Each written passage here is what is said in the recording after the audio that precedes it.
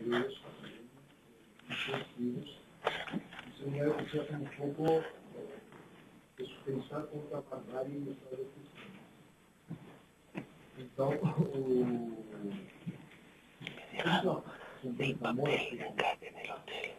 nos acompanha, ele é um pesquisador do Conselho Superior de Pesquisa da Espanha. Ele pesquisa fundamentalmente na área de política e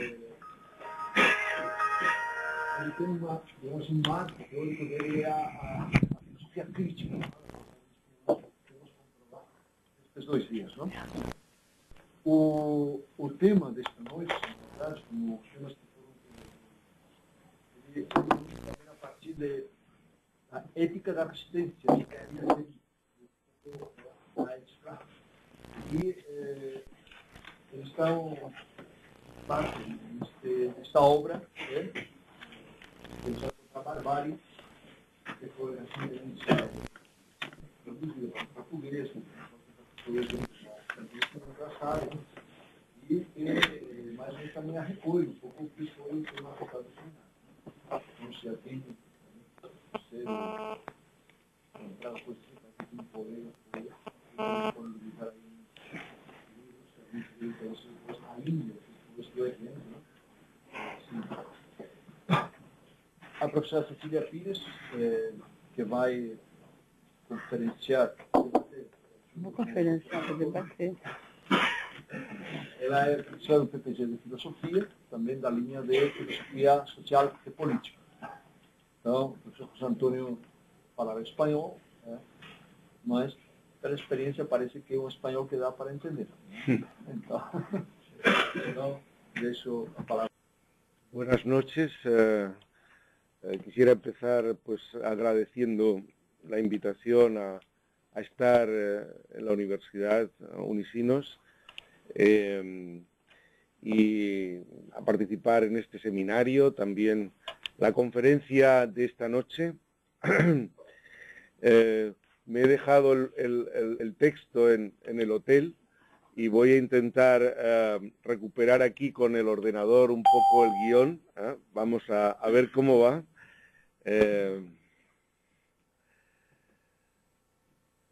Estoy ahora intentando sacarlo, un momento. Una broma. Sí, vamos a ver. Tecnología, ¿no? Vamos a ver. Lo primero que quisiera hablar respecto a mi intento de presentar una ética de resistencia a partir de la vida dañada, de la vida damnificada, es que es un intento, podríamos decir, arriesgado. Es un intento arriesgado porque Theodor Adorno no escribió ninguna filosofía moral. Incluso muchos estudiosos de Adorno consideran que su filosofía negativa, no deja ningún espacio a la propuesta de una filosofía moral. Y esto tiene algo de razón. De modo que mi intento de formular una filosofía moral a partir de Adorno va a ser un intento arriesgado. Y yo diría incluso, pues, quizá llamado al fracaso. Nietzsche decía que es bueno ponerse grandes metas para experimentar el fracaso al intentar conseguirlas, ¿no? Bueno, pues eso es. Entonces, desde el punto de vista de la tradición hegeliano-marxista, evidentemente la posibilidad de construir una vida moral que merezca ese nombre, una vida moral lograda, digamos, depende de la construcción de un todo social que supere la injusticia.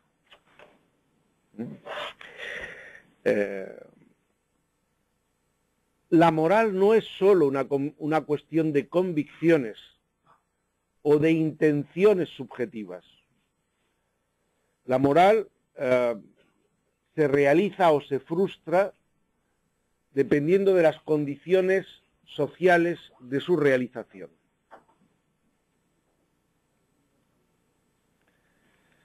Cuando hablamos de praxis y de acción y buscamos un concepto de praxis relevante para moral,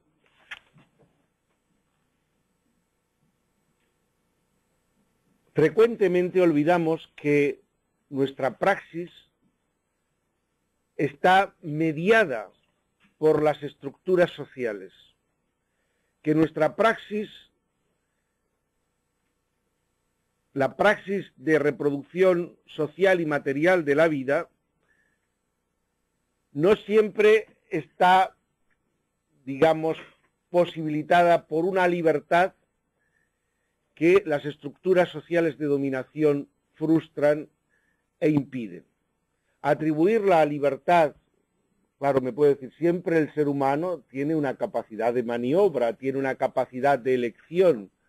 O en la frase conocida de Sartre, siempre el ser humano puede hacer algo con lo que hacen de él. Pero en una tradición filosófica hegeliano-marxista, incluso lo que nosotros podemos hacer con lo que han hecho de nosotros no es una acción aislada, no es una acción individual que nace del individuo aisladamente, sino que es una acción mediada socialmente. Y la mediación social, desde el punto de vista de Adorno, es una mediación que impide la libertad. Impide la libertad. Y como veremos, la libertad solo es posible como resistencia, como lucha por hacer posible la libertad. Es una fórmula, como muchas de Adorno, un tanto paradoja. La libertad solo es posible como lucha por hacer posible la libertad. Entonces, una praxis que mereciese ese nombre sería una praxis que consiguiese establecer las condiciones de posibilidad de una libre autodeterminación de los individuos que en el momento presente está bloqueada, está impedida.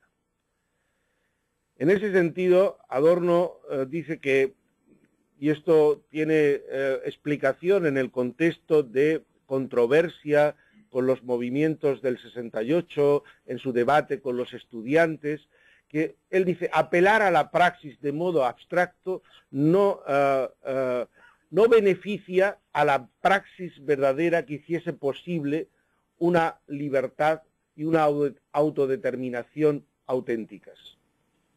Apelar a la praxis puede ser una forma de, digamos, de reforzar las estructuras y las mediaciones sociales que impiden la libertad.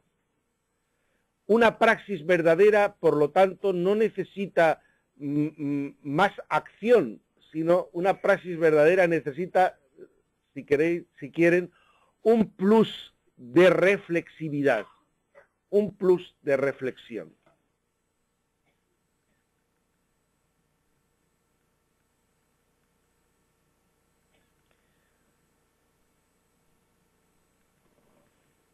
Eso es lo que le lleva a Adorno a afirmar en Mínima Moralia que la autocrítica de la razón es su moral más auténtica.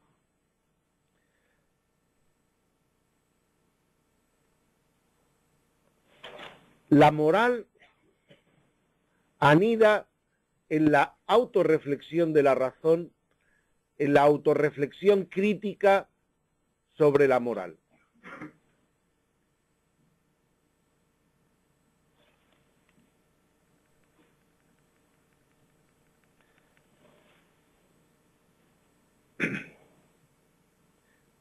La teoría, para Adorno, es una forma de praxis. La teoría crítica es una forma de praxis. en un momento que, digamos, desde la perspectiva adorniana, la praxis liberadora se encuentra bloqueada, y alguno me puede decir, ¿cómo afirmaba eso Adorno en el 68, cuando parecía que todos los estudiantes iban a la calle, cuando estaban los movimientos de liberación en el tercer mundo? Sin embargo, él percibía que el sistema capitalista, estaba muy reforzado, tenía una capacidad muy potente de integración, y en el horizonte no percibía, analizando la situación económica, social, política, una capacidad de subvertir ese sistema. Y como hemos analizado a lo largo de estos días, para Adorno solo existe posibilidad de humanidad más allá del capitalismo. Solo existe posibilidad más allá del capitalismo. Podríamos decir, por lo tanto, que en el orden económico capitalista no es posible vivir moralmente. Esto es muy fuerte, ¿eh?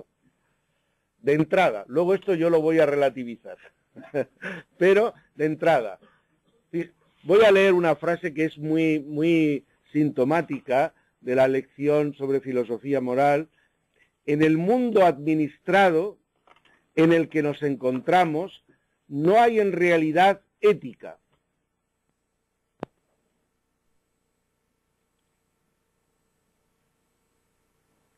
Y por tanto, la condición de posibilidad de la ética es la crítica del mundo administrado. Son estas figuras un poco paradójicas que nos hacen pensar, ¿no? Adorno, evidentemente, cuando va a criticar la moral dominante, la moral burguesa, no lo hace para cancelar la moral, ¿no? Digamos, quiere hacer posible la moral en un mundo que imposibilita vivir moralmente. Y yo decía estos días que eso es independiente de la claro, en cierto modo la fórmula kantiana ya percibía algo de esto. Cuando Kant dice, en el mundo solo podemos garantizar que algo que sea radicalmente bueno, dice él, la buena voluntad. Porque en cuanto el hombre, el ser humano, actúa en el mundo, su acción ya está mediada socialmente. Y los resultados de la acción ya no podemos saber si son buenos. ¿No? Solo podemos saber que es bueno la buena voluntad. En esa fórmula kantiana, ya hay una percepción que, creo yo, es una lectura que yo hago, ya hay una percepción de que la acción del hombre, la acción de los seres humanos, una sociedad como la que nosotros vivimos, independiza los resultados de la acción del sujeto que la lleva a efecto. Y esa mediación es una mediación, en el sistema capitalista, una mediación destructora de la esencia moral del ser humano. Yo puedo tener muy buena relación contigo, ser muy cariñoso, sentirme solidario, amarte, pero el mercado me convierte inmediatamente en competidor tuyo. Yo soy tu competidor y tú eres mi competidor.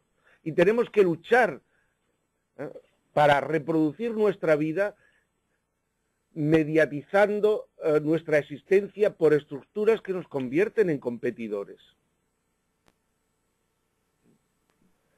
La lucha incluso por la supervivencia tiene un efecto sobre los individuos, dice Adorno, que uno solo puede garantizarla con una dosis importante de frialdad. El que se engañe sobre esto, es decir, dado la ingente cantidad de sufrimiento que hay en el mundo, solo conseguimos asegurar nuestra existencia a base de una dosis de frialdad que reproduce las condiciones objetivas de socialización capitalista. Cada uno dentro de nosotros. Y por lo tanto, sería ingenuo pensar, y vengo a nombrar entonces la otra frase ya tantas veces repetida de Adorno, que es posible una vida justa en medio de lo falso. Adorno afirma en Mínima Moralia precisamente eso. No es posible una vida justa en medio de este orden social.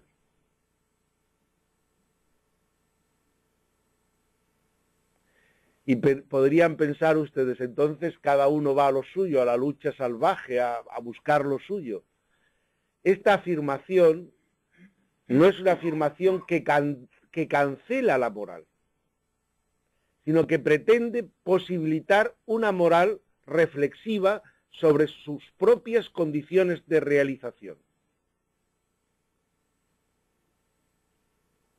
Es una moral que exige una dosis de complejidad adicional.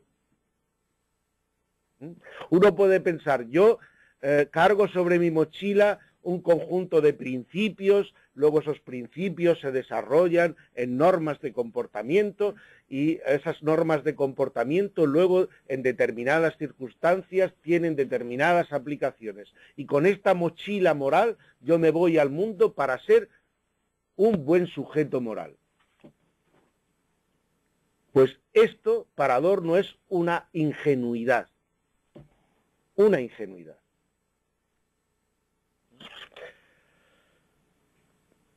La moral se construye, digamos, la moral se construye socialmente. Y la moral es un fenómeno ambiguo. Es expresión de las estructuras de dominación que organizan la vida social y al mismo tiempo es un intento de enfrentarse a esas estructuras de dominación. Pero esa ambigüedad de la moral solo puede, digamos, salir a la luz si el sujeto es capaz de tener una relación reflexiva sobre las condiciones sociales de realización de la moral.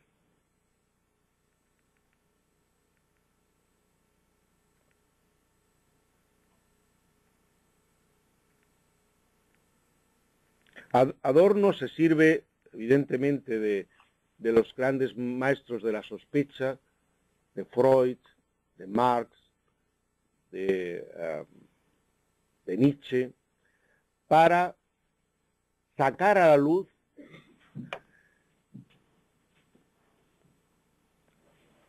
en la moral convencional, en la moral dominante, sacar a la luz las estructuras de dominación que rigen la vida social. Él va a hacer una decodificación del sujeto trascendental kantiano, va a hacer una decodificación del sujeto moral burgués, en términos nietzscheanos, en términos freudianos, en términos marxistas. En este sentido, yo me ahorro explicarlo porque son referentes más o menos conocidos, pero como digo, lo singular de Adorno es que esa reflexión no es para disolver, para neutralizar la moral, para eliminar la moral, sino al contrario, para hacer posible su realización. Me permito leer un texto un poquito más extenso, no muy extenso, unas 10 líneas, voy a ir despacio, pero que expresa muy bien, en palabras de Adorno, lo que yo estoy intentando decir muy precariamente. La moral misma es contradictoria en sí, en tanto que siempre significa libertad y opresión al mismo tiempo. Esto determina la actitud que ha de tomar el pensador. Tiene que estar tanto a favor de la moral como en contra de ella. Según esto, criticar la moral no significa que se defienda sin más una contramoral, en una auténtica crítica de la moral, que es al mismo tiempo positiva en cuanto su negación encierra una referencia a lo que es mejor, no habrá de limitarse a rechazar o eliminar simplemente la moral, sino que habrá que confrontarla con su propio concepto y plantear la cuestión de si la moral es moral, de si satisface sus principios, los principios que contiene. Esto es un poco el juego que hace Adorno, ¿eh? El juego de criticar la moral no para disolver la moral, no para superar la moral, no para destruir la moral, sino para hacer posible la moral. Este ejercicio de reflexividad es un ejercicio que busca encontrar en las formulaciones morales la realidad social que se expresa en ellas.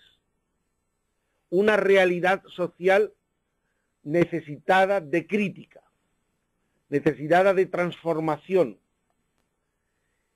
y movilizar el impulso de libertad que anida en la moral contra esas condiciones sociales de imposibilitación de la moral.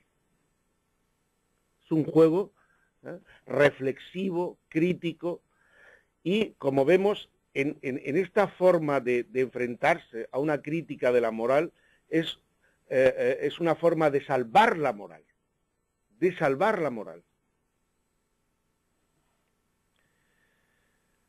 Se acaba aquí todo lo que podríamos decir de la ética de Adorno o de la filosofía moral de Adorno. Evidentemente que la pura reflexividad sobre la moral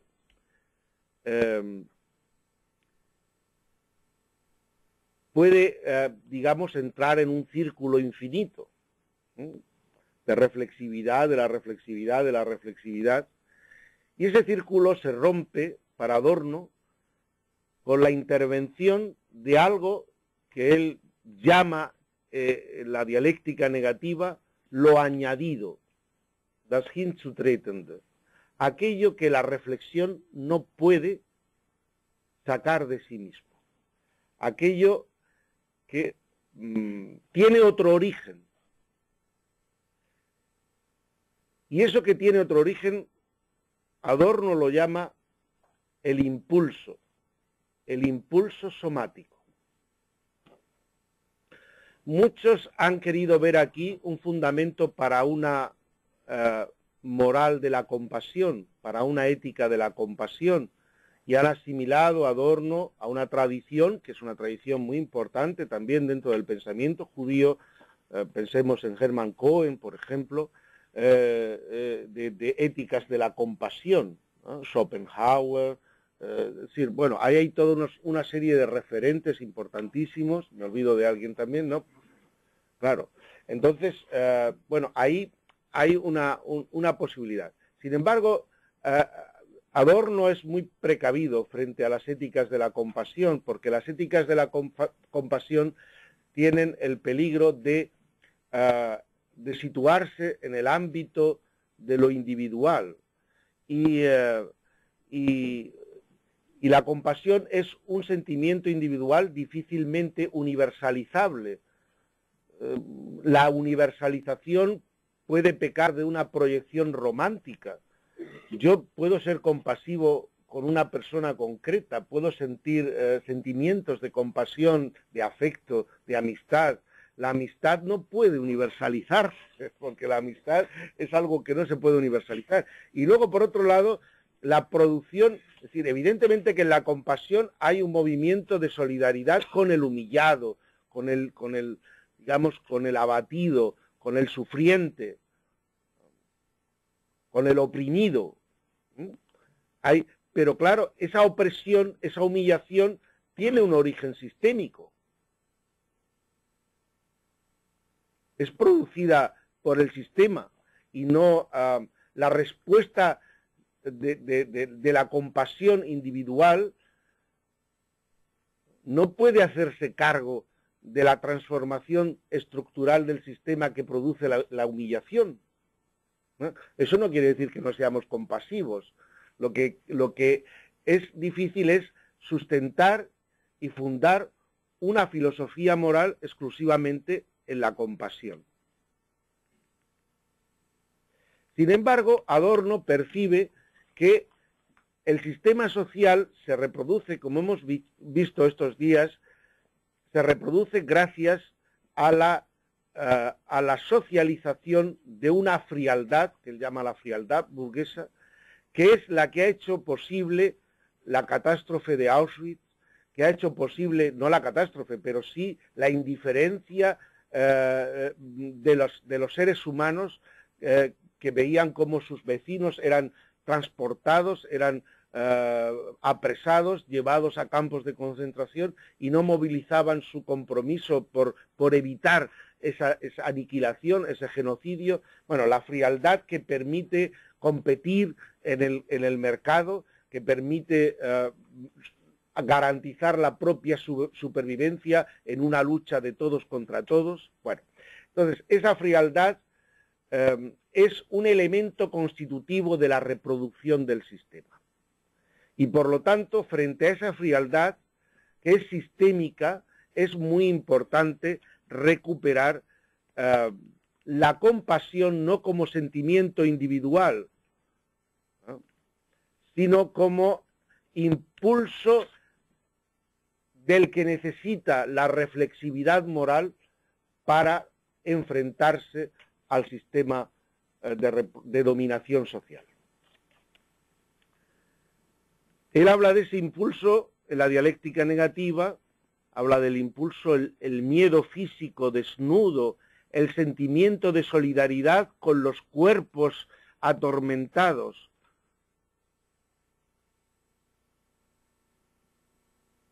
Ese impulso, dice él, es inmanente al comportamiento moral. Un intento de racionalizar este impulso sería baldío. Nos introduciría de nuevo en el círculo de Israel, de génesis y validez, y querer fundamentarlo trascendentalmente también. Es decir, el impulso está movido por la urgencia, está movido por la espontaneidad, es impaciente ante la injusticia. Es un impulso movilizador. Este impulso, mostrar la relevancia de este impulso no significa despreciar el ámbito del espíritu, del pensamiento. Para Adorno el espíritu es un impulso natural modificado, pero en el sentido que hemos hablado estos días de la necesidad de recuperar la naturaleza en el sujeto, de recuperar los elementos en el sujeto que no son exclusivamente racionales, discursivos, los elementos que nacen de su corporalidad, que nacen de su capacidad de sintonizar con los dolores y los sufrimientos del otro. Bueno, esta necesidad de recomponer en el sujeto aquello que el sujeto para su propia constitución ha reprimido, ha aniquilado, ha sometido. Como vemos, recuperar el impulso somático en la ética forma parte de la construcción de una nueva subjetividad no represiva. Y esa construcción de una subjetividad no represiva es fundamental, que supere la frialdad, es fundamental para enfrentarse moralmente a un sistema que necesita de la frialdad para poder reproducirse. La pregunta que evidentemente se hace uno, y se hace, no me hago yo solo, se hace mucha gente, este impulso de solidaridad con los torturados, con los masacrados, con los humillados, oprimidos, este movimiento y este impulso de solidaridad con el sufrimiento de los otros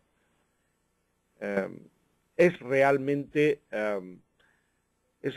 suficiente. El sufrimiento es algo muy singularizante. El sufrimiento es algo difícilmente comunicable. El sufrimiento es aquello que más nos individualiza como sujetos.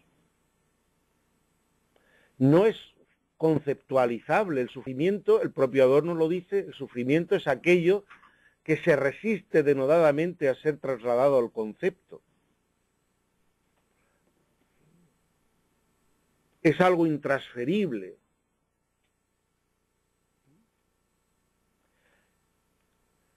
Sin embargo, y esto no lo dice Adorno, pero podríamos pensarlo, el sufrimiento humano siempre, a diferencia del sufrimiento, podríamos decir, animal, el sufrimiento humano siempre se acontece de modo socialmente codificado, interpretado, simbólicamente apropiado. No es un sufrimiento nudo, ¿no? Y por lo tanto, yo creo que hay una posibilidad de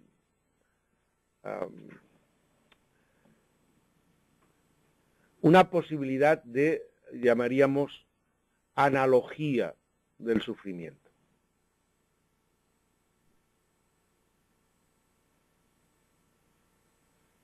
Una analogía que permite integrar ese impulso de comunión con el dolor en el ámbito de la reflexividad, en el ámbito del espíritu.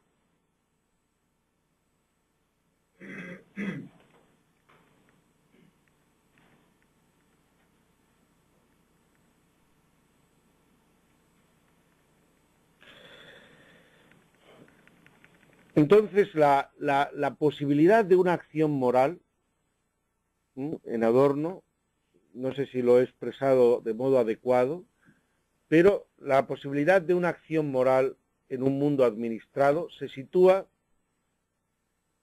entre esos dos polos en tensión.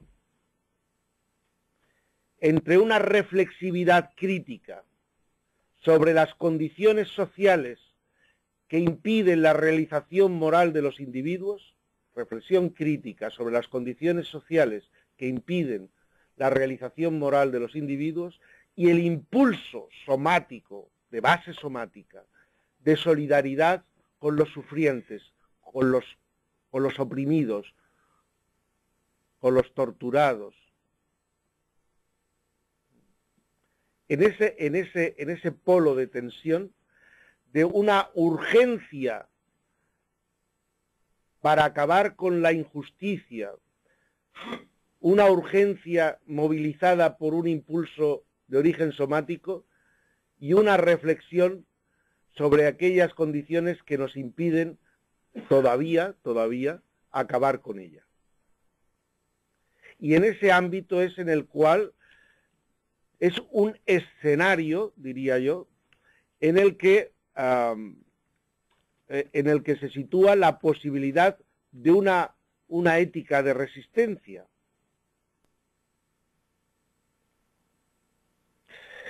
Es una ética con una exigencia mayor de reflexividad. Esta ética no excluye la necesidad concreta de luchar para mitigar en lo que sea cualquier sufrimiento humano. No, digamos, no es una ética que se cruza de brazos para decir vamos a esperar que cambie el sistema social y entonces podremos ser sujetos morales. No es así. Sin embargo, es una ética que nos exige comprender por qué nuestro compromiso moral, nuestro esfuerzo moral, nuestra lucha moral es continuamente neutralizada por una totalidad social antagonista fundada en los principios de dominación y de supeditación de las relaciones sociales al intercambio mercantil. Entonces, no es una ética que suspenda la exigencia de comprometerse concretamente en el día a día por vivir moralmente, pero busca al mismo tiempo comprender por qué mi acción moral es permanentemente también neutralizada y me compromete con una acción política de cambio del sistema de producción capitalista que es, podríamos decir, un aniquilador de moral.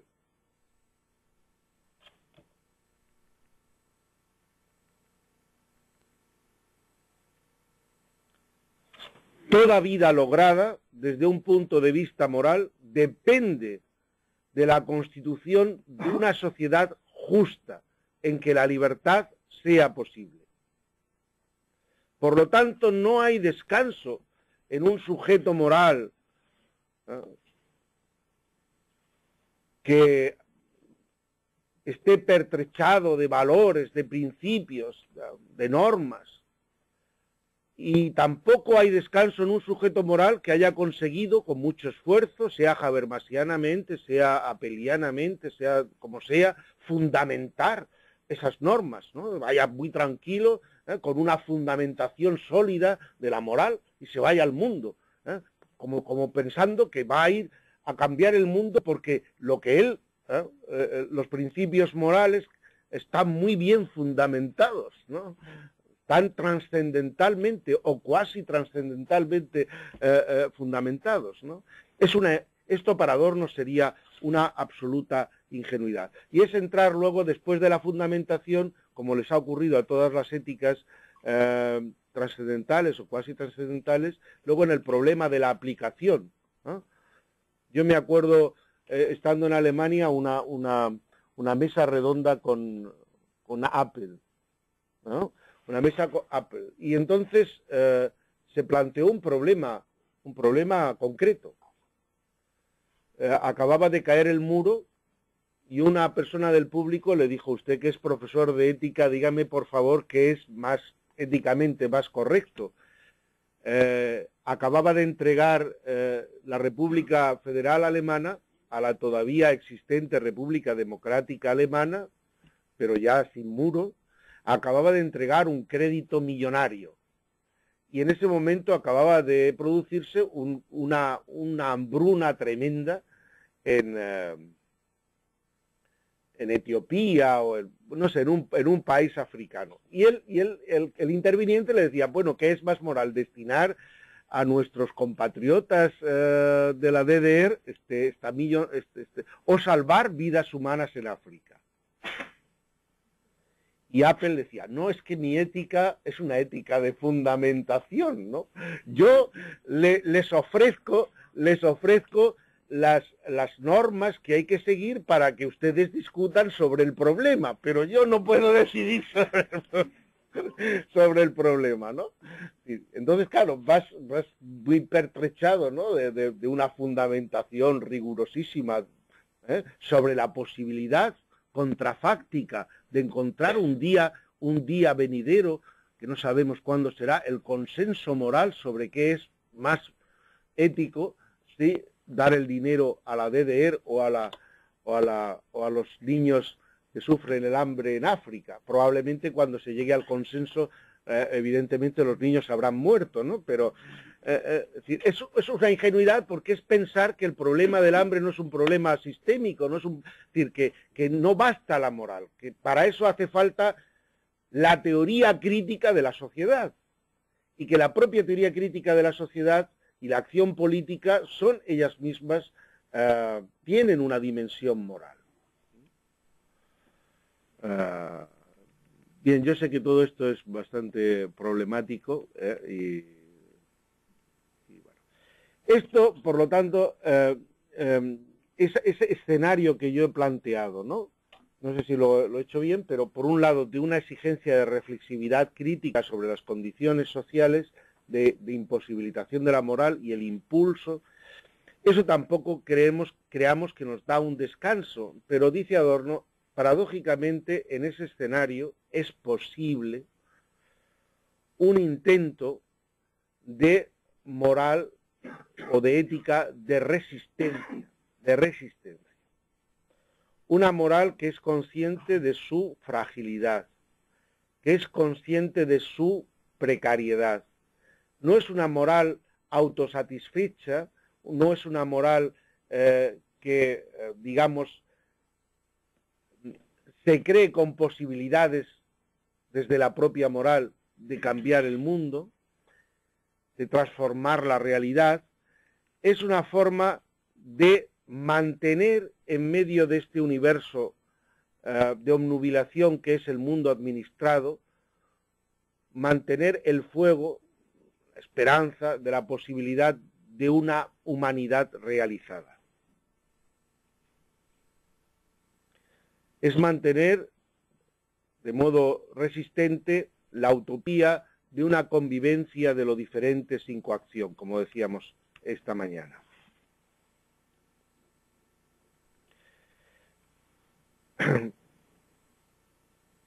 Pero en esta forma de ética de resistencia hay un elemento que es imprescindible. Es el elemento de la memoria. La memoria, que esta mañana decíamos es memoria fundamentalmente del sufrimiento, es fundamental para establecer la distancia crítica frente al sistema que destruye a los seres humanos. Por eso cuando Adorno se propone formular un imperativo categórico, formula un imperativo de memoria.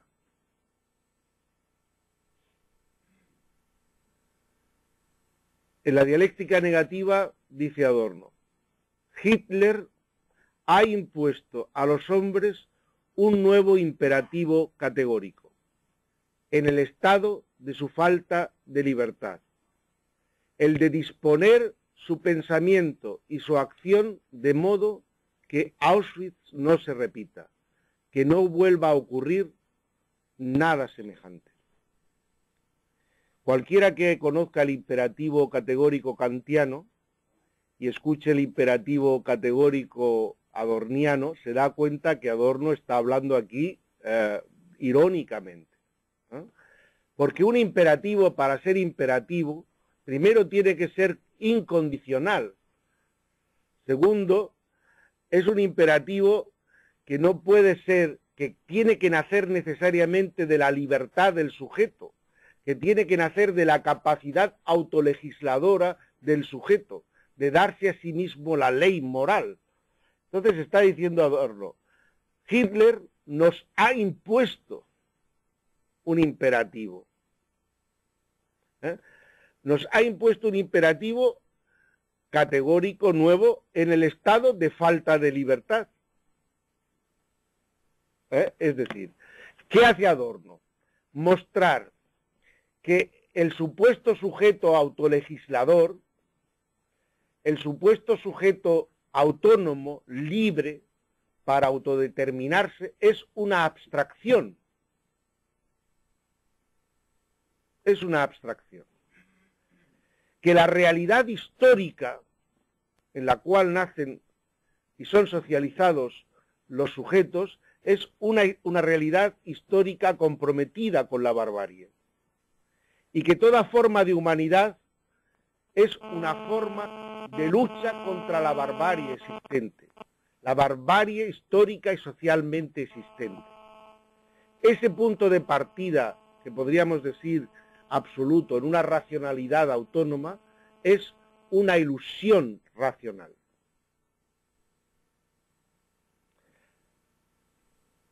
Las éticas de corte kantiano ponen como punto de partida Yo sé que esto es controvertible, ¿no?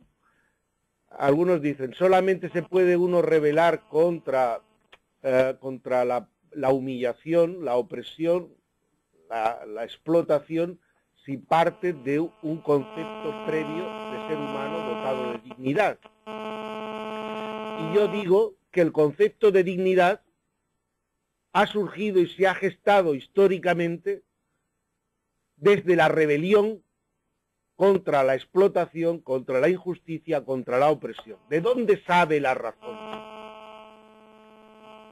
Que los seres humanos no pueden ser pisados, que los seres humanos no pueden ser maltratados, que los seres humanos no pueden ser oprimidos, no pueden ser explotados. Entonces, este es el horizonte adorniano. Partir de la historia, partir de la memoria. Por eso los sujetos éticos, los sujetos morales, nunca pueden ser garantizados trascendentalmente. El comportamiento moral es un comportamiento frágil, vulnerable, amenazado, porque el sistema continuamente, el sistema de producción capitalista, socializa en la frialdad, en la competitividad, y poder garantizar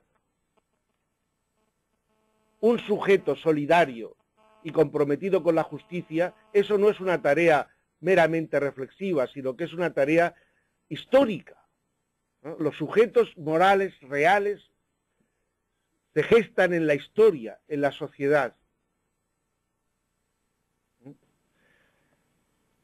Podríamos decir, desde el punto de vista kantiano, siempre está, mientras que haya un hombre, siempre estará garantizada la moral. Porque mientras que haya un hombre racional, un ser racional, siempre estará garantizada la moral, la posibilidad. Y lo que la historia nos enseña es decir, pensemos en la historia europea, pensemos en Auschwitz, en el genocidio masivo de seres humanos, en medio de la sociedad europea, en la sociedad más avanzada, culturalmente más desarrollada. ¿Cómo es posible eso? Porque la posibilidad de descubrir en el otro un ser humano como yo no depende de una reflexión trascendental, sino de una capacitación histórica. Es muy curioso. Bueno, Hannah Arendt es en eso muy importante, ¿no? Cuando ella analiza en su libro Eichmann en Jerusalén, que fue muy mal entendido. Cuando ella hablaba de la banalidad del mal, no quería decir que el mal fuera una cosa banal, ¿no? Sino que el mal anida a veces en la banalidad del que cumple con el deber, del que es... Eichmann era un personaje realmente kantiano. ¿No?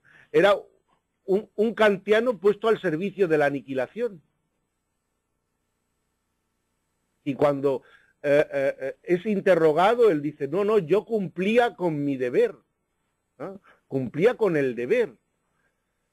Entonces, esa formulación, porque claro, en la división que se suele hacer de las éticas, y eso lo conocen mejor que yo, bueno, pues se habla de éticas materiales y éticas formales. Las éticas modernas son éticas formales, ¿no? Yo no puedo decir qué se tiene que hacer, yo tengo que simplemente decir los criterios que deben cumplir las acciones bueno, tengo que dar criterios formales. Pero en ese proceso de abstracción, de formalización de la ética, al mismo tiempo, la ética se va desvinculando de la materialidad que tiene que ver con la historia, que tiene que ver con la realidad social, que tiene que ver con el sufrimiento de los otros. Y esa pura formalidad, lamentablemente, puede ser puesta al servicio de objetivos perversos, de objetivos destructivos, de objetivos de aniquilación, de objetivos como el genocidio. Entonces, este imperativo es un imperativo paradójico. El imperativo adorniano es un imperativo negativo. Nos pide: paremos la barbarie, luchemos contra la barbarie. Es un imperativo movido por la urgencia, por la evidencia. Dice, si quisiéramos intentar O sea, si alguien nos pidiese que fundamentásemos este imperativo, la propia fundamentación sería inútil, porque una persona que necesita que le fundamenten esta exigencia de que Auschwitz, actuar y pensar para que Auschwitz no se repita, se va a pasar la fundamentación por la espalda. Es decir, la fundamentación no va a servir para nada. Si no es percibida su evidencia moral, es inútil también la fundamentación. Entonces, bueno, yo diría que estos son los tres ejes que nos permiten comprender la propuesta, que algunos dirían inexistente, pero yo digo que es existente, una propuesta de ética de la resistencia desde la vida dañada.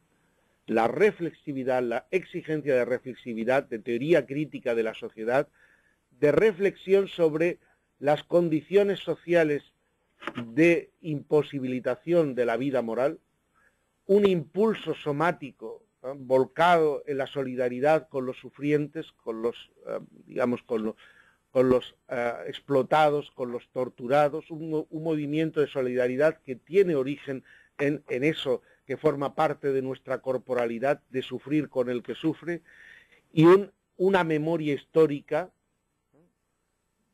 una memoria del sufrimiento acumulado en la historia, una memoria de las catástrofes de la historia, de la barbarie presente en la historia.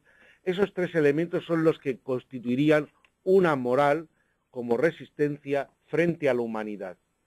Una moral que tiene su telos, dice Adorno, su finalidad en la eliminación del sufrimiento físico. El telos de la moral es la eliminación del sufrimiento físico. De modo que la libertad, y termino con esta frase de Adorno, la libertad se hace concreta en relación a las figuras cambiantes de la represión, en la oposición contra ellas. Gracias.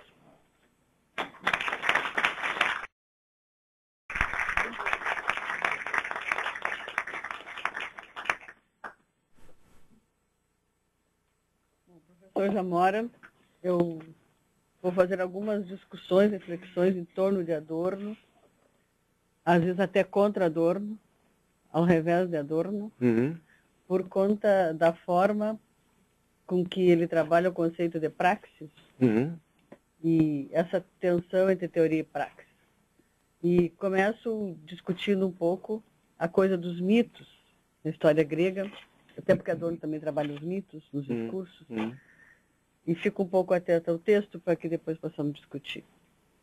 E então, pensei em algumas questões exatamente a partir da experiência da dor e do sofrimento.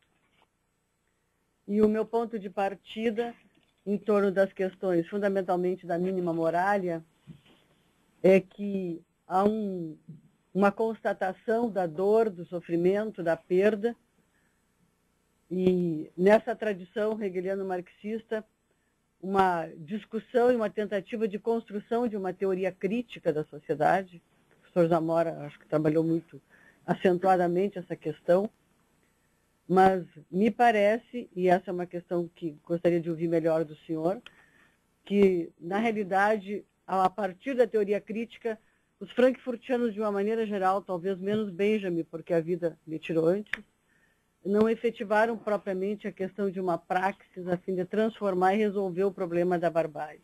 Mas isso é uma questão que vamos ver. Então, digo que, a partir dessa metáfora dos mitos, que o exame da história humana, especialmente na versão que nos oferece a literatura grega, faz emergir ao cenário do mundo os homens esmagados pelos desígnios cósmicos, regidos pelas divindades, cujas determinações eles são impotentes para mudar.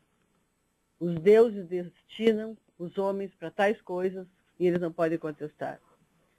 Estão, portanto, à mercê da autoridade dos deuses e resta-lhes cumprir as determinações da vontade soberana, pois ninguém foge ao que está prescrito.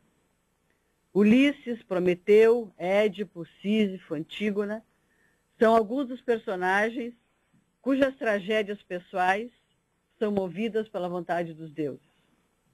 Embora resistam, acabam por cumprir o desiderato já antecipado pelos oráculos nas suas sábias falas. E aí surge uma primeira questão. Por que a humanidade está afetada por males? Qual é a origem dos males que a humanidade vive? Viveu e vive e continuará vivendo. A explicação mítica pode estar no descumprimento de uma promessa.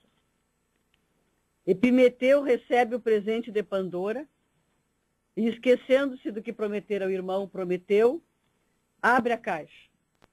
E eis todos os seres humanos mergulhados nos males que saíram de uma jarra do Olimpo. No entendimento mítico, os males não são gratuitos. Resultam da punição necessária que os deuses realizam sobre os que ousam desafiá-los. A fronteira entre a servidão e a rebeldia é tênue na vida dos humanos. E a mediação entre o sagrado e o profano passa pelos paradoxos da inteligibilidade do mundo e da vida, tais como o próprio conceito de vida humana e de vida humana quebrada e ferida, como é trabalhada por Adorno.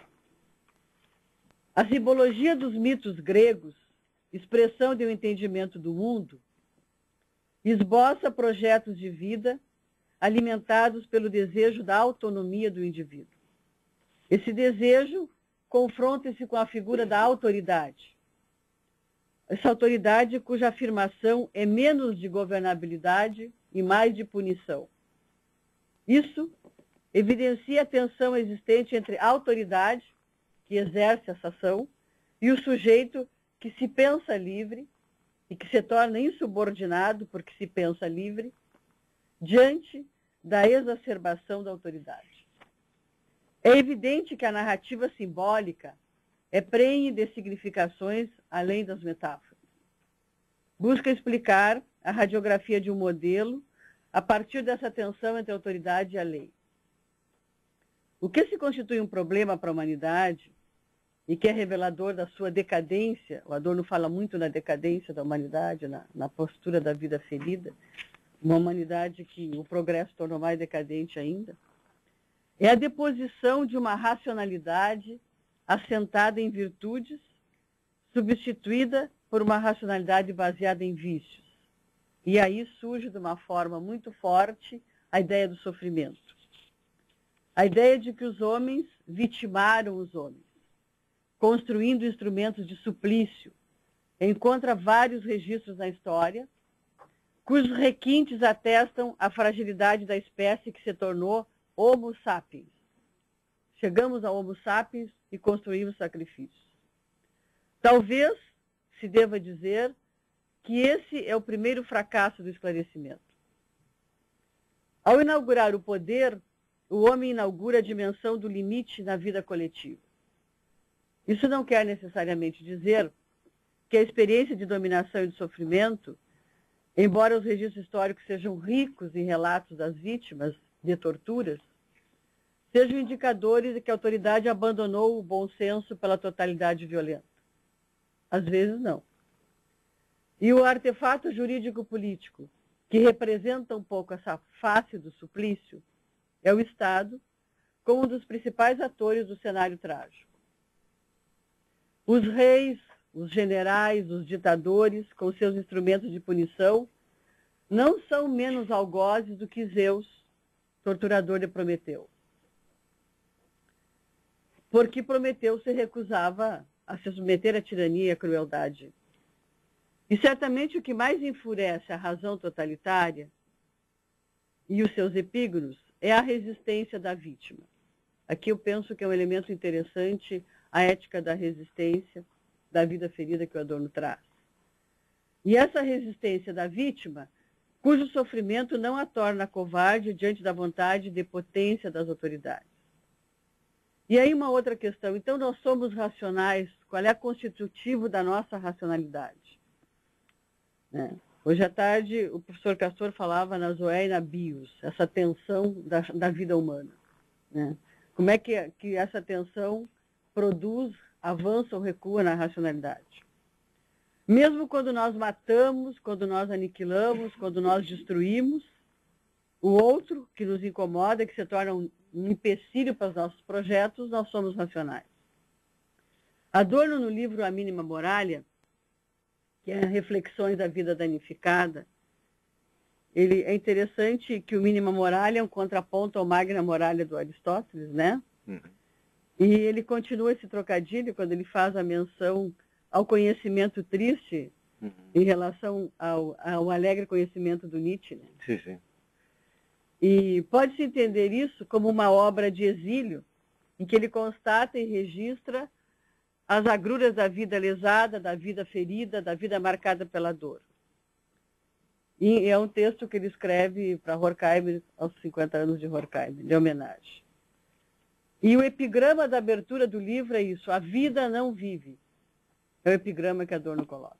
A vida não vive. E o que vive, então?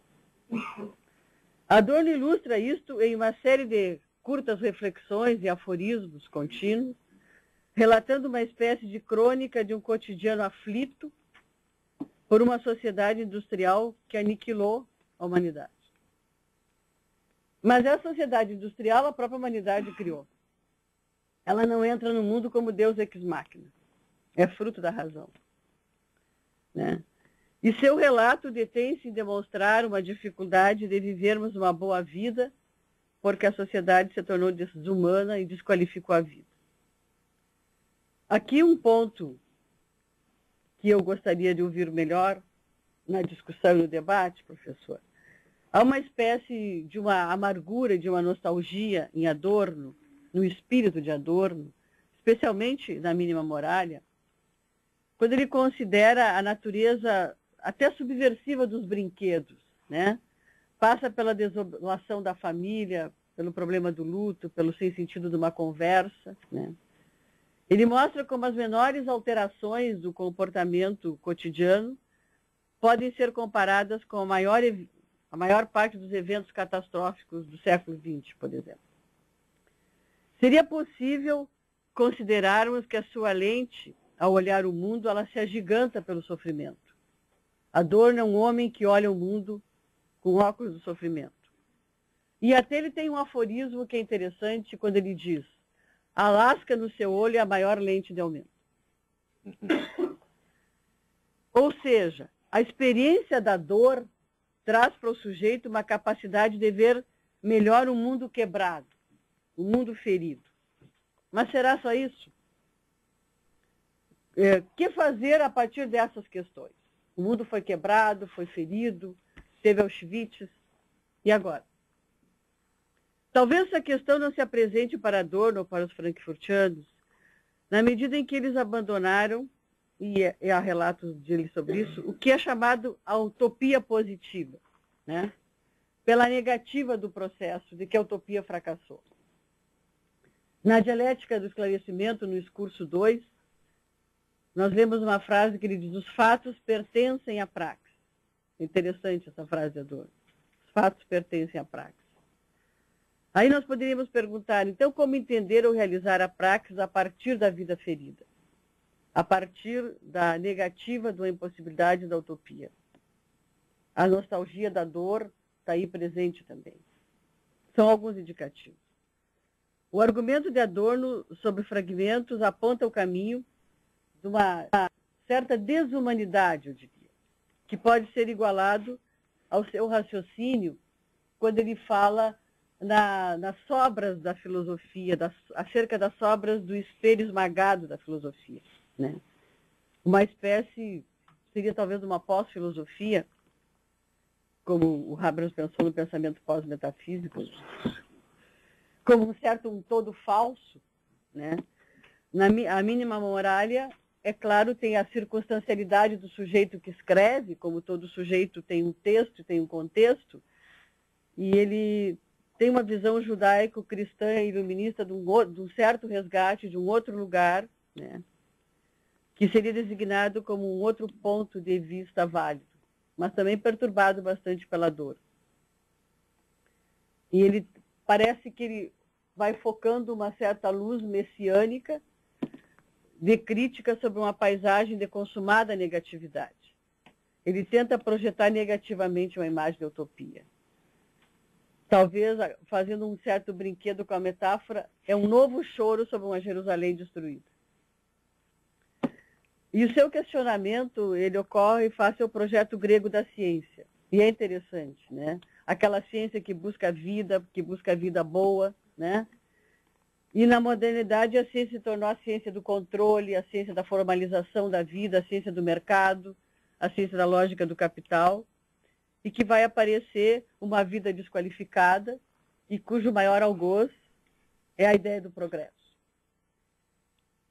E é importante observar que os filósofos que sensibilizaram pelas vítimas do progresso e das experiências totalitárias, eles fazem seus registros a partir de uma espécie de desencanto com a razão. Uma razão que falhou face a esses imprevistos todos da governabilidade. E aí uma outra questão, porque se houve um certo lamento ou um certo desencanto com a razão, é porque a modernidade se encantou muito com a razão. Talvez mais do que os gregos se encantaram com a razão. E salve melhor juízo, professor, talvez a gente perceba uma diferença entre os alemães e os franceses do pós-guerra. No seguinte sentido, os alemães eles registram as experiências aflitivas da humanidade, condenam as experiências aflitivas da humanidade, a gente vê isso em Adorno, em Horkheimer, em Hannah Arendt, né, em Jaspers. E os franceses, eles fazem toda essa denúncia, mas parece que eles têm um desejo de engajamento, de atuar mais. A dimensão da praxe seria diferente. Aí seria, a gente vê Sartre, Camus, Derrida, por exemplo, né? Não sei. Mas há uma significativa expressão que eu gostaria de destacar de Adorno na Mínima Moralia, que é absolutamente presente hoje, quando ele diz, existe uma linha reta que vai do estilingue à bomba de megatons. Uma linha reta que vai do estilingue à bomba de megatons. Mas não há nenhuma que vá da barbárie à civilização.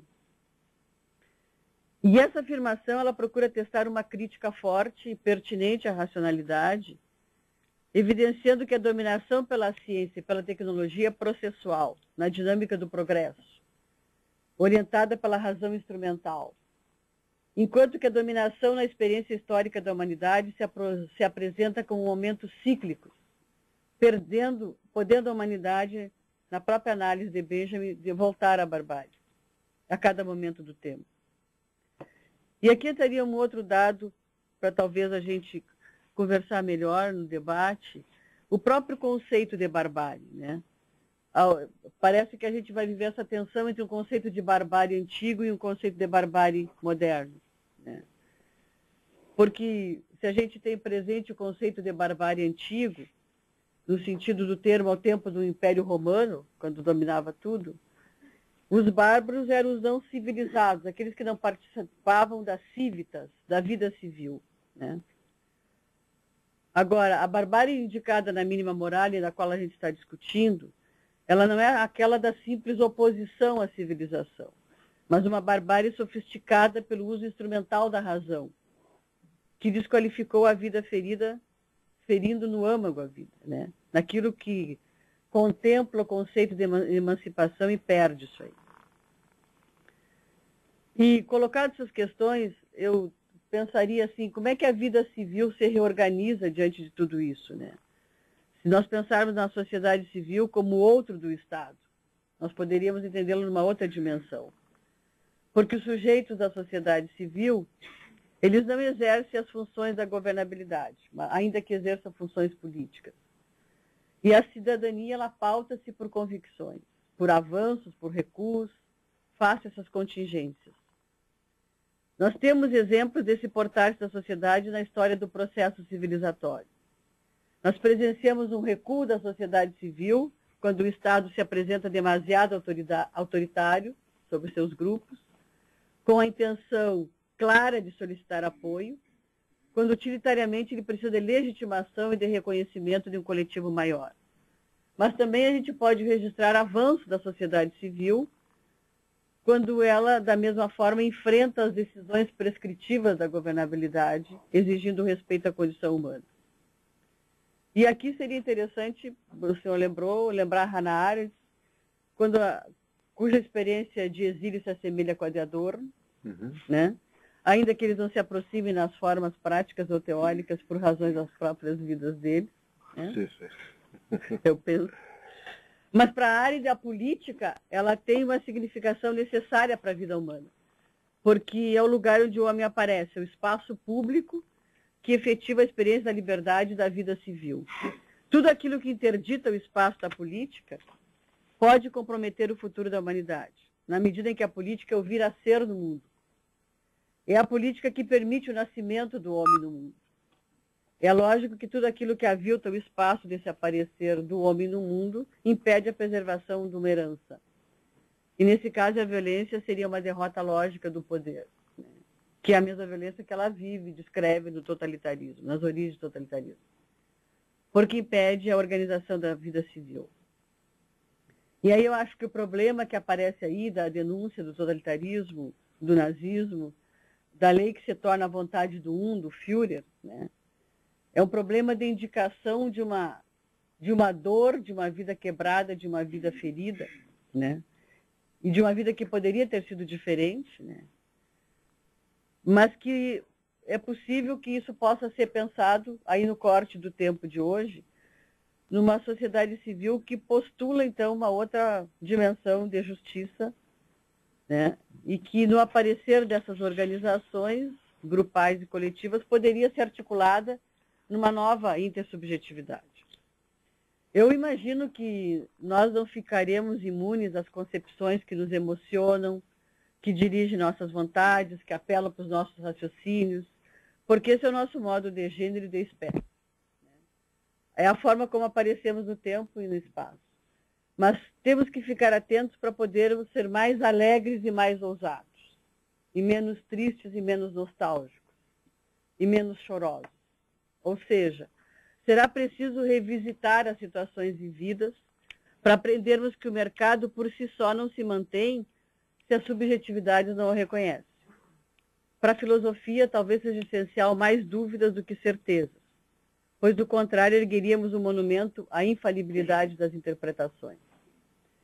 E, nesse sentido, eu penso que a gente busca, nesse tempo, a presença forte dos motivos éticos, e a ideia de uma ética de resistência é significativa, das razões das escolhas humanas, e por isso eu não apenas lamento a história que vivemos, lamento, mas não apenas lamento, como um lamento de desespero.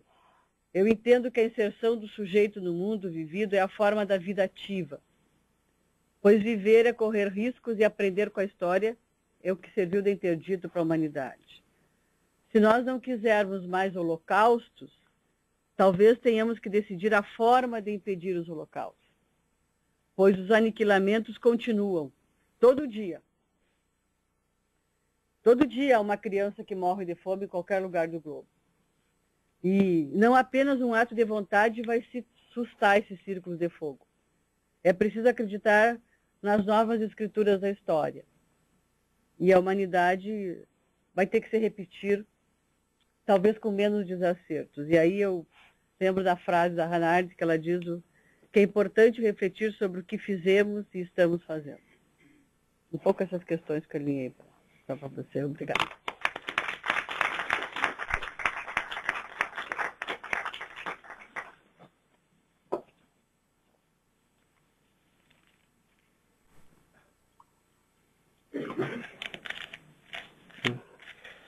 Bueno, muchísimas gracias por esta exposición tan interesante y bueno, has ido poniendo muchos puntos que son controvertibles con relación a Adorno, ¿no? Y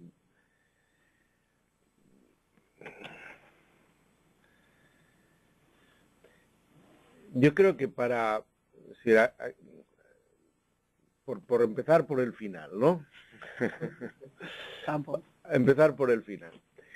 Yo creo que hay que diferenciar, y esto es muy importante, entre la alegría de vivir, la alegría de compartir la existencia, la ilusión por cambiar las cosas, de lo que es el análisis teórico.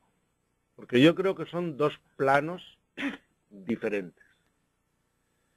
Entonces siempre se le ha atribuido a Adorno, que era un bon vivant, ¿no? Un ser, Adorno no era triste en su vida, no era melancólico, no era una persona abrumada, ¿no? Era una persona bon vivant. Lo que no se puede trasladar es al plano psicológico individual lo que son actitudes teóricas, que son diferentes, ¿no? Esto es lo que en parte recoge esa fórmula que no solo expresa Horkheimer, ¿no? Pero que también él recoge, es decir, ser pesimista en la teoría y optimista en la práctica, ¿ah? No es incompatible, ¿no? Porque habitamos mundos diversos y yo soy una persona teóricamente, lo reconozco, ¿no? Un Jeremías, estoy continuamente quejándome sobre todo, ¿no? Sobre cómo va el mundo, sobre todo. Teóricamente no paro de quejarme, pero humanamente yo no vivo y disfruto de la vida, lucho, me comprometo, estoy bueno, entonces son dos planos distintos. Luego, un plano, o sea, aquí hay una serie de cuestiones que conviene resolver. Por ejemplo, la relación entre intelectuales y sociedad. Porque la relación del intelectual con la sociedad se refleja en la relación de la teoría social, de la teoría moral y la realidad, podríamos decir, de la sociedad como realidad existente más allá de la teoría, y de la moral vivida, Entonces, cuando a un intelectual se le pide compromiso, ¿qué se le pide? Compromiso práctico. ¿Qué se le pide? Como sujeto social, tú y yo no somos más que cualquiera, que él, que vamos a salir a protestar por algo, a reclamar algo, a luchar algo, a estar en el sindicato, bueno, no sé, quiero decir. Si tú me pides compromiso moral en el sentido de que yo como intelectual diga al pueblo por dónde tiene que ir, eso ya es un problema. Es una razón iluminista. Es una razón iluminista, ¿no? Entonces, muchas veces, cuando se dice, hay una abstención de la praxis, hay una, ¿no? Hay es muy curioso que, por ejemplo, en el conflicto que hubo con los estudiantes del 68, en Frankfurt, Habermas era el crítico más severo de los estudiantes. Hoy hay una historia muy disponible de Alexander Demirovich que se llama el intelectual no conformista, el no conformistische Intellektueller. Ha escrito y él ha sacado a la luz todos los protocolos de las reuniones de los estudiantes en Frankfurt, preparando las manifestaciones, las luchas, tal. Y resulta que Adorno era el que más se reunía con los estudiantes, el que más dialogaba con ellos, el que más implicado estaba. Y al final le ha caído la imagen de ser un exquisito, un aislado, alguien que no se comprometía. Pero yo quiero pensar, cuando hablamos de compromiso práctico del intelectual, terminamos pensando que el intelectual es el abanderado que dirige al movimiento social para, digamos, indicarle al movimiento social los lugares de compromiso, la forma de realización, explicitar su realización moral. Yo creo que estamos entrando en un plano que que es al menos discutible. Estos días les recordaba, es un poco la herencia del clero, ¿no? Es decir, es un poco querer ser el clero es decir, es querer adoptar una posición clerical para entendernos. Professor, não desconstruiria o conceito teórico e argumentativo da praxis, né? Não a dimensão de secção do mundo da teoria do mundo da praxis. La praxis estaria dentro? La praxis Nesse sentido não seria clero, né? No. La praxis es todo lo que hacemos. Sí. Todo lo que hacemos.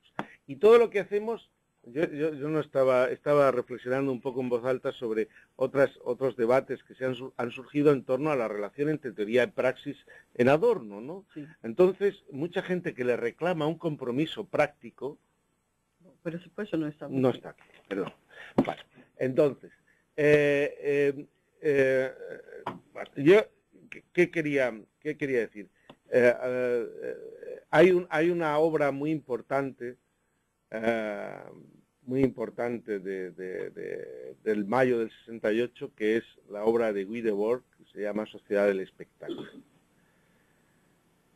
Él analiza una de los análisis más importantes que tiene Guy Debord en esa obra es el papel de los intelectuales en los movimientos sociales y en los movimientos políticos del siglo XX. Y es una crítica muy seria del intento de capitalización de la rebelión y de la resistencia y de la disidencia social por parte de los intelectuales, ¿no?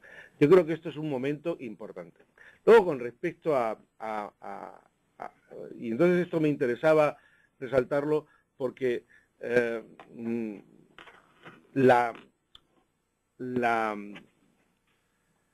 el vínculo del trabajo intelectual con la praxis social es siempre un vínculo mediado.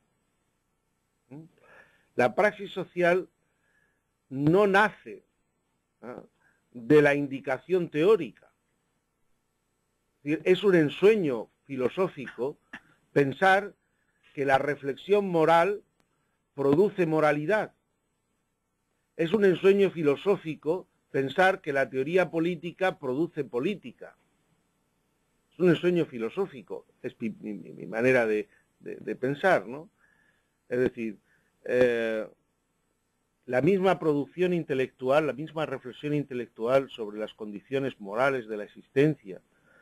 Es decir, uno piensa, bueno, sí, claro, si eres un intelectual muy importante, que te escucha mucha gente, que te lee mucha gente, ¿no? Parece como si el intelectual tuviese una capacidad de trasladar, ¿no?, a los seres humanos sus reflexiones, y sus reflexiones inundan los corazones y las mentes de las personas, y entonces las personas actúan gracias a la aportación del intelectual que con su reflexión ilumina el caminar de los hombres, ¿no?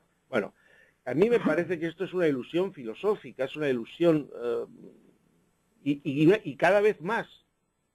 Todavía el siglo XIX todavía podía dar pie a esa ilusión, pero hoy sabemos que la publicidad tiene más influjo que la reflexión intelectual, ¿no? Es decir, esto es una realidad que debemos aceptar, que debemos comprender. Entonces, las indicaciones morales por parte del intelectual están mediadas por las estructuras sociales que configuran la praxis de los sujetos. Y la praxis de los sujetos, claro, nosotros podríamos decir, el hombre es un homo faber, es un homo sapiens, es un homo... Bueno, podríamos... Pero es que la reproducción de la existencia en condiciones sociales que establece el sistema dominante, el sistema capitalista, conforma nuestra praxis. Nuestra praxis, una parte fundamental de nuestra praxis está sometida a la forma mercantil. Y esto solamente se puede sacar a la luz con una teoría crítica del sistema económico. No hay otra, para mí y para Adorno, no hay otra. Sin una teoría crítica del sistema económico no es posible entender por qué nuestra praxis o cómo está mediada nuestra praxis social fundamental. Porque claro, si no lo que hacemos es segregar mundos y decir, hay un mundo que es el mundo de la razón estratégico-instrumental o es el mundo del homo laborans, ¿no?, donde imperan las condiciones de la técnica, donde imperan la instrumentalidad. Y luego hay un mundo aparte que es el mundo de la convivencialidad, es el mundo del despliegue de la comunicación, de la política, de la realización humana de los valores, etcétera, etcétera. Y ese mundo es otro mundo, es el mundo donde impera la moral, donde impera la ética, donde es posible vivir la humanidad en plenitud. Un pensador que se ha formado en la teoría crítica de la sociedad sabe que esos dos mundos no son dos mundos aparte, no son dos mundos separados, no son dos mundos segregados, sino son dos mundos mediatizados, son dos mundos imbricados, son dos mundos unidos, ¿no? Y que la conformación mercantil de la praxis social de reproducción material de la vida es el origen de un debilitamiento de los sujetos que impide una realización moral plena. Y claro, esa cuestión, es decir, ¿cómo surge una praxis? Pues surge una praxis de reacción a ese sistema por las propias contradicciones del sistema, por la voluntad de los sujetos socialmente organizados por transformar el sistema, pero hasta que no rompamos la ley del valor, la ley de acumulación del valor, hasta que no rompamos la forma mercantil de mediación de las relaciones sociales, será imposible construir una humanidad realizada.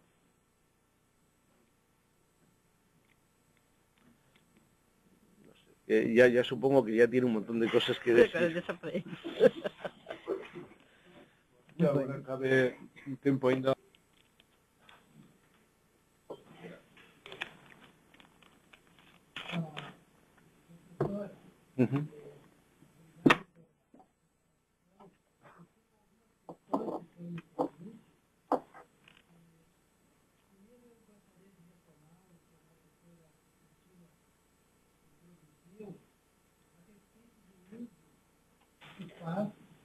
Tradicionalmente consolidado no termo barbárie. No caso dos gregos, os bárbaros eram o terceiro mundo. Se nós não estaríamos reproduzindo uma discriminação, uma segregação, ao denominarmos esses fenômenos de barbárie. Bom, é uma questão terminológica, mas acho que é importante a gente pensar o que isso pode implicar. Uma segunda questão é a respeito do sofrimento físico, como o senhor perguntou, né? O sofrimento físico seria o sofrimento mais radical. Eu coloco essa questão porque no caso da aproximação das dores da fase entre Kant e Sartre,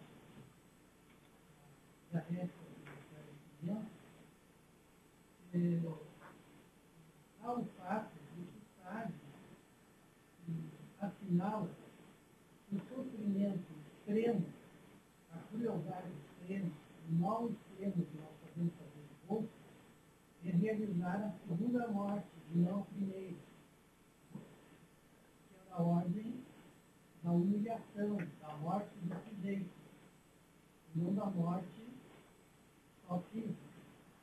E que, aliás, essa morte do sujeito pode anteceder a morte e a dor física.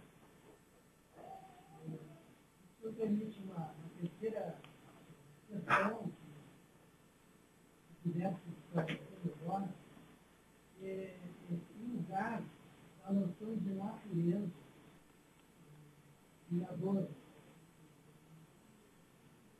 eu fico meio uma certa clareza. Se a moral é uma capacidade histórica, como é que quando chega no ponto duro, ele faz apelo a uma suposta natureza, de um impulso somático? Isso seria uma herança do Rousseau, da concepção do seria isso. Porque se nós vamos apelar para uma suposta natureza, nós poderíamos justificar toda a maldade moralmente como faz Sartre. Sartre justifica que fazer o mal ao outro, nós seguimos a natureza. Sí. Son tres cuestiones muy interesantes que bueno, podemos contestar un poco conjuntamente. Claro, lo que han dicho las sociedades, el término barbarie es un término que en su nacimiento señala a los otros, a los que no saben hablar, que no es que no sepan hablar, es que no los entendemos, claro. Bueno, pero lo que quiere hacer Adorno y Horkheimer cuando hablan de la barbarie, de la modernidad, precisamente romper el esquema que considera la barbarie algo externo a la civilización, algo extraño a la civilización. Es decir, lo que ha marcado la autocomprensión de Occidente es que los bárbaros son los otros, o éramos nosotros, pero en un estadio anterior. Es decir, la barbarie siempre es algo superado, la barbarie es algo del pasado o de fuera de la civilización. Entonces, ellos lo que quieren poner de relieve es que esa manera de concebir el proceso histórico es una manera que ciega, que impide ver la barbarie que anida en todo avance, Y esa barbarie no es otra que la perpetuación de la dominación. Es decir, para referirnos a Benjamin, ¿no? Benjamin, ¿qué dice? Y Adorno también, Adorno precisamente en su artículo llamado Progreso, ¿no? Él dice, se han invertido los términos. Cuando hablamos progreso de la humanidad, el de, en castellano y en portugués, puede ser objetivo o subjetivo. Entonces, en realidad, el sujeto debería ser la humanidad, y la humanidad debería ser la que hace los progresos. Pero hemos dado una inversión. Hemos convertido al progreso en sujeto y a la humanidad en el objeto del progreso. Entonces, esa inversión de medios y fines que caracteriza la razón instrumental y el triunfo de la razón instrumental, es una inversión que perpetúa en el avance civilizatorio la barbarie que dice haber superado. Y porque piensa que la ha superado o que es algo externo, son los pueblos primitivos, somos nosotros en el origen, entonces no permite comprender lo que hay de sufrimiento, aniquilación, dominación, etcétera, en el avance civilizatorio. Entonces, bueno, se podría cuestionar el uso del término barbarie, pero Adorno recurren a ese esquema ya existente que separa civilización y barbarie para despertar la conciencia sobre la perpetuación de la dominación en el avance civilizatorio. Luego, respecto al sufrimiento físico, efectivamente, Adorno lo que viene a decir es que, digamos, en su sustrato último, el sufrimiento tiene una base somática, una base física. Incluso cuando nosotros sufrimos y padecemos psíquicamente, hay veces que cuando estamos en una situación desesperada, nos nos duele el cuerpo, es decir, nuestro cuerpo siente con nosotros, somos una unidad psicosomática, ¿no? Evidentemente. Pero Adorno estaba perfectamente de acuerdo con lo que usted dice, de que la muerte no es el peor sufrimiento, la aniquilación física no es el peor sufrimiento. Precisamente en Mínima Moralia él se refiere a la situación de los campos de exterminio. Como bien saben, las personas que eran llevadas a los campos de exterminio, muchas eran eliminadas inmediatamente. Había una rampa de selección y unos iban directamente a las cámaras de gas, a los crematorios, y estaban en el campo unas horas. Desde la entrada al campo hasta su conversión en humo pasaba muy poco tiempo. Y hay otros que permanecían en el campo, bien porque no daban abasto las cámaras, o bien porque les interesaban para abastecer con mano de obra, o a las fábricas del entorno de Birkenau. Bueno, en cualquier caso había una población estable en el campo. Entonces, el proceso que usaban los nazis, y eso lo ha estudiado muy bien también Hannah Arendt, era un proceso de negación de la humanidad en los hombres. Era un doble proceso de aniquilación, porque no era la aniquilación meramente física, era aniquilar también un proceso que comienza y empieza cuando esos hombres, esos seres humanos, les son sustraídos sus derechos ciudadanos. Hay un proceso que es primero echarlos fuera de la condición de ciudadanos, desprotegerlos en su calidad de sujetos de derechos.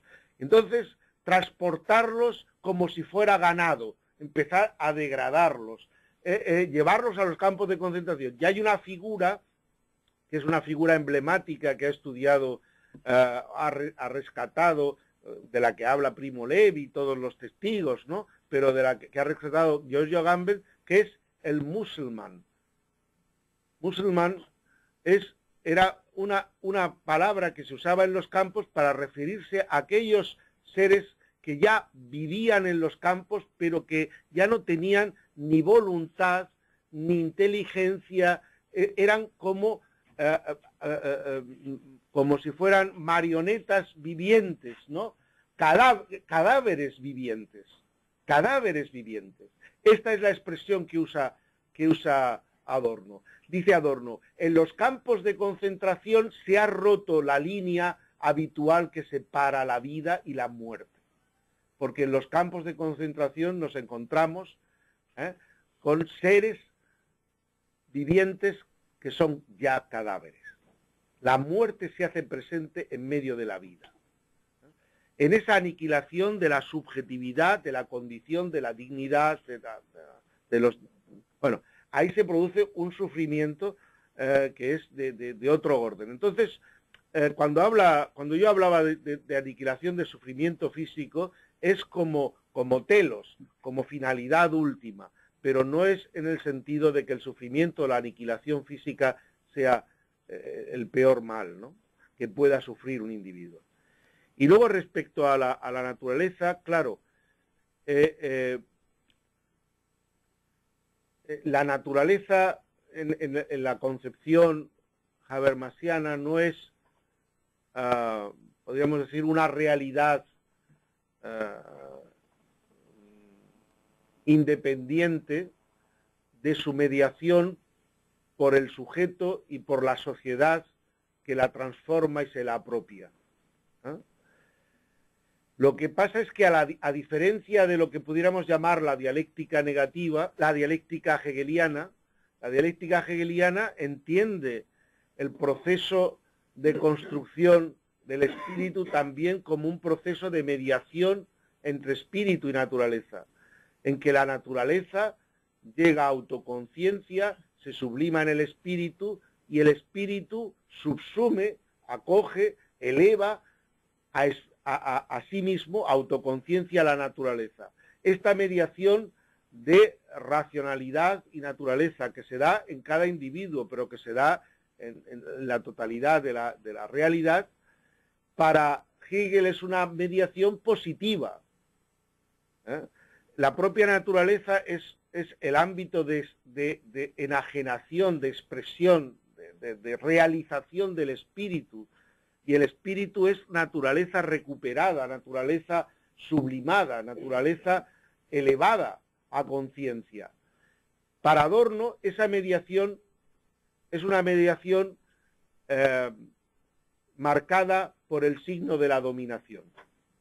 Y como está marcada por la dominación, podríamos decir, hay demasiada naturaleza sacrificada. Hay demasiada naturaleza sacrificada en el sujeto.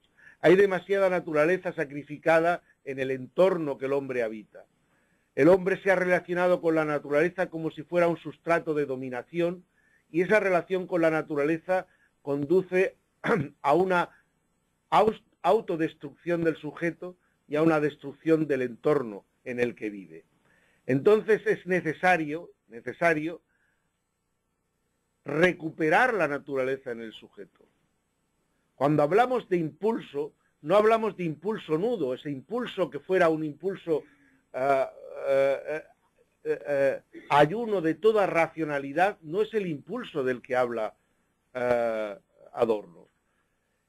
Se trata de que la racionalidad se haga cargo, el sujeto racional, de su propia naturaleza, la naturaleza que en la propia constitución del sujeto ha sido reprimida, ha sido, digamos, dominada, sometida.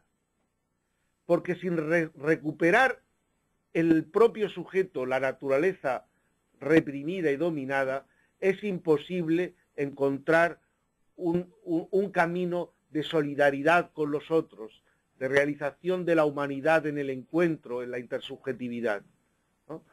Es decir, solo comprendiendo la crítica de una patogénesis de la racionalidad, de una génesis patológica de la racionalidad occidental y de la subjetividad burguesa, como una subjetividad y una racionalidad que en su proceso de constitución han sacrificado su propio sustrato vivo y amenazan con destruir la base natural que sostiene la reproducción material de la sociedad. Solo comprendiendo esa crítica se entiende por qué, y esto está muy claro, por ejemplo, cuando leemos los capítulos de la dialéctica negativa dedicada al sujeto kantiano, a la crítica del sujeto kantiano, el sujeto kantiano es el sujeto, la racionalidad autolegisladora que dice los afectos, los sentimientos deben ser controlados, sometidos al principio racional que se rige con independencia de esos sentimientos. Ese sujeto que ha machacado sus propios sentimientos, sus propios afectos, es tan frío, su racionalidad es autolegisladora, pero es tan fría que puede ser puesto al servicio de la causa nacional socialista. Y por lo tanto, no se trata de dejar vía libre o, por así decirlo, dejarse llevar instintivamente, porque ese dejarse llevar instintivamente puede conducir. Es un juego de ida y vuelta, ¿no? Es criticar al sujeto kantiano no para cancelarlo, sino para que el sujeto kantiano se humanice. Se humanice recuperando lo que hay en él de posibilidad de impulso somático de solidaridad con los sufrientes, ¿no? Con los torturados, con los...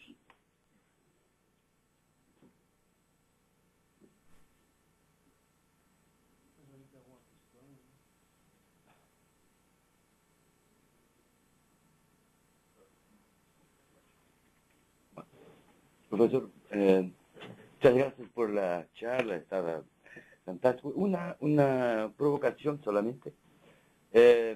Voy a reducir simplistamente una división arbitraria, pero entre aristotélicos y platónicos. Y voy a provocarlo diciendo que Adorno está muy más cerca de Aristóteles do que Platón. Porque yo no conozco a Adorno muy poco y muy poco también a Aristóteles, pero la idea de una ética teleológica, de una ética emotiva, emocional, y una recuperación de la verdadera naturaleza me parece que podríamos pensar que el ejemplo de la mochila que usted hablaba antes, que si se piensa una moral con una mochilita que está llena de principios y sale al mundo, con certeza Aristóteles nunca pensó esto. Y cuando pensó, por ejemplo, la ciencia, como dice Cecilia muy bien, ello habló de la construcción de una ciencia que pasaba por el emocional, por la emoción, y por tanto no se trataba simplemente de aprender lo contenido de una demostración, por ejemplo, en los segundos analíticos, va a decir que hay que comprender la demostración y vivirla de cierta forma. Hay una cosa un poco extraña, pero no se trata simplemente de la razón instrumental. Y del otro lado, la moral es interesante porque me parece que Aristóteles, cuando va a hablar de cómo se hace todo este pasaje cuando se abre la mochilita, por ejemplo, hoy se abre la constitución de las leyes que traemos de la mochilita. ¿Qué hacemos con todo eso? Aristóteles va a decir, esto es muy abstracto, eso es todo universal y abstracto, eso no se aplica autónomamente, hay que hacer un tránsito de este punto de vista conceptual hasta la praxis, la acción, y la acción es algo muy complejo, que envuelve la emoción, la razón, el uso práctico de la razón. Y por tanto, la ligación prudencia que ligaba la teoría y la práctica, que es una invención greca, pero que Aristóteles ya ha hecho proficua, sobre todo en el derecho. No podemos olvidar que el derecho occidental todo viene del derecho romano, en esta idea de jurisprudencia, que toda ella casual, caso a caso, y no los magistrados, por ejemplo, no tenían la mochilita. No, la mochilita no había en el mercado, no se podía comprar, entonces no se tenía. Pero ¿quién inventó la mochilita? Me parece que la mochilita quien ha inventado es el papá de Kant, que era Duns Scotus, que no abriga, como en Aristóteles, parece un poco, a mí, un poco equivocada,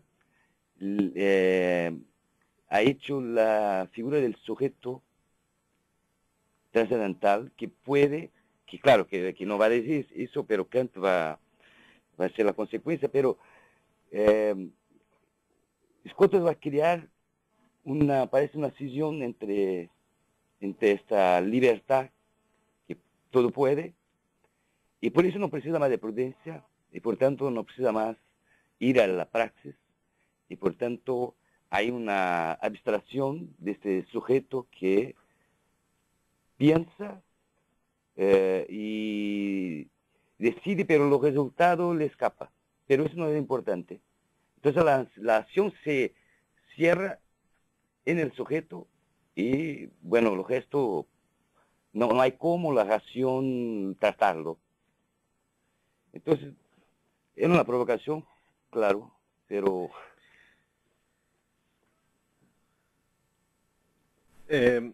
Vamos a ver. Yo, no habría ninguna dificultad en unir a Adorno y Aristóteles, pienso, y al mismo tiempo una dificultad insalvable. No habría dificultad en el sentido de que la moral, ¿no? Es decir, en ese sentido, no la moral como hechos compartido, como hechos vivido por una comunidad, como hechos realidad que exige, por lo tanto, una especie de equilibrio, ¿no? De equilibrio primero del sujeto con sus pasiones, con sus emociones, con su racionalidad, luego un equilibrio en las funciones comunitarias, ¿no? Las virtudes que encarnan. Bueno, claro, no habría ningún problema, ¿eh? El problema de toda ética comunitarista, desde sus orígenes, es que siempre tiene un otro exterior constitutivo, podríamos decir, ¿no? En el caso griego, la sociedad de los esclavos, ¿no? Evidentemente que es decir, podemos vivir una moralidad compartida, una prudencia realizada, siempre que no toquemos la estructura social que mantiene nuestro orden de libertad. Entonces, claro, ese es el lado oculto, que podríamos decir. Adorno, claro, dice, una ética comunitarista, un ethos vivido, solo es posible en una sociedad fundada en la libertad. Los elementos de prudencia, los elementos de equilibrio, de armonía, es decir, claro, él había una frase, como no me he traído el papel, pero no la he leído en el ese, había una frase realmente, ¿no?, donde él habla una posibilidad no realizada, es decir, nosotros todavía no sabemos qué sería una convivencia con nuestras pulsiones, en las que esas expulsiones no pudieran desplegarse de un modo no autodestructivo. Porque las propias, ya no tenemos unas pulsiones intactas, ya no tenemos unas pulsiones, por eso Adorno está siempre jugando con los dos polos y combatiendo, digamos, una ética del sentimiento con una ética de la racionalidad, y él tiene que estar continuamente viajando de un lado a otro sin quedarse en un sitio fijo, porque no puede poner a los sentimientos como si los sentimientos fueran algo originario y los afectos y las pulsiones y la racionalidad. Pero ese equilibrio que busca Aristóteles, ¿no?, ese equilibrio, ese desarrollo prudencial, ¿no?, en el contexto de aplicación de las normas morales y todo eso, se ha vuelto imposible porque la sociedad, tal y como está construida, la imposibilita esa realización. Entonces, en el mejor de los casos, cabría, dice él, formar células de humanidad en medio de esta humanidad, ¿no? Pero siempre que esas células de humanidad y por lo tanto comunidades de vivencia moral no sean tan ilusorias de pensarse que han resuelto el problema, por decirlo de algún modo, ¿no? ¿Por qué? Porque son células de humanidad, en el mejor caso, en medio de un mundo administrado que a todos nos impone una... Piensa por un momento lo que ha sido la apropiación directa del mundo afectivo por el mercado. Ninguno de nosotros sabemos ya que es una sexualidad que no está mediada por su instrumentalización mercantil. Ninguno. El cuerpo. No sabemos lo que es un cuerpo sin esa... Es decir, no sabemos lo que son los afectos sin esa mediación. Está todo. En el mejor de los casos, dice Adorno, que es lo que él pide, ¿no? Recuperemos la naturaleza en el sujeto, pero no quiere decir volvamos a la naturaleza, como volvamos a la naturaleza primera. Eso ya no es posible. Sentimientos originarios, afectos originarios, que nos permitieran tomarlos como base para fundar algo, eso es una ilusión. Es siempre un rescate que se hace contra la malformación, contra la deformación. Y la deformación sufrida, la malformación sufrida, es una malformación de origen social, es sistémica. No es simplemente, evidentemente que hay perversiones individuales, como habrá habido en todas las sociedades, hay degeneraciones individuales, como hay en todas pero tendríamos que ver, ¿no?, si la sociedad, la industria cultural, no está generando subjetividades perversas de modo generalizado, ¿no? Esto cualquiera lo dice y dice, madre mía, ¿no? Bueno, ¿qué vamos a hacer? Ya no podemos ya vivir. No, sí, vamos a seguir viviendo, pero vamos a seguir viviendo con la conciencia de que hay unas formas de construcción de la subjetividad que nos impiden recurrir de modo directo a fuentes, sean comunitarias, sean individuales, sea de la pura racionalidad legisladora, sea del puro sentimiento y del impulso somático. No hay ningún punto de descanso, no hay ningún punto donde poner, y digamos que lo que a veces persiguen algunas filosofías morales es el punto arquimédico. Lo que van persiguiendo las filosofías morales es el punto que nos permite ya construir, fundamentar, elevar el edificio moral. Y lo que te dice Adorno es que no te tranquilices en ningún punto, que movilices los sentimientos frente a una razón abstracta y fría, que pongas en marcha la racionalidad frente a unos sentimientos que ya están socializados y mediatizados por el mercado. Que estés es una exigencia de complejidad, y nadie puede salir con esa ética compleja, vulnerable, amenazada realmente. Nadie puede salir triunfante. Es un esfuerzo permanente. La subjetividad se conquista continuamente en un trabajo de esfuerzo, de resistencia y de lucha frente a la deformación que sufre permanentemente, que sufrimos todos, ¿eh? Poniéndonos ante el televisor, viviendo y combatiendo en la lucha diaria por la supervivencia, en la competitividad que nos impone el mercado, que nos impone el orden administrado. Hablando entre colegas, ¿no? Decíamos, bueno, ¿qué está pasando, no? Está pasando en Brasil lo mismo que en España, lo mismo. Las ciencias humanas y sociales están sufriendo un acoso aterrador, ¿no? Por un afán de mercantilización del saber que se recoge bajo ese vocablo horrible que se llama sociedad del conocimiento, que es la destrucción masiva de conocimiento, ¿no? Entonces, la sociedad de trabajo, bueno, nos están sometiendo a un proceso de extinción forzosa, ¿no? Entonces, bueno, ¿cómo podemos vivir en ese mundo, ¿no? Pues, siempre como reacción frente a lo que el mundo cómo nos troquela, cómo nos deforma. Sería una estética de las virtudes, como decía Foucault. Sí, sí. Muy bien. Gracias.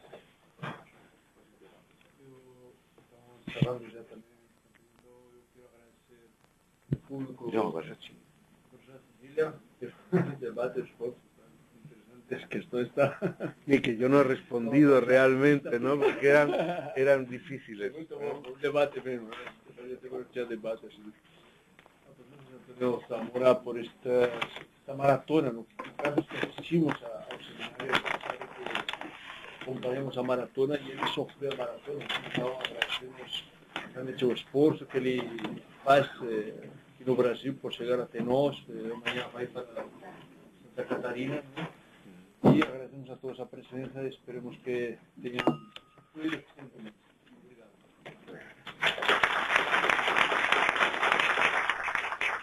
Quantos dias de caso do Brasil?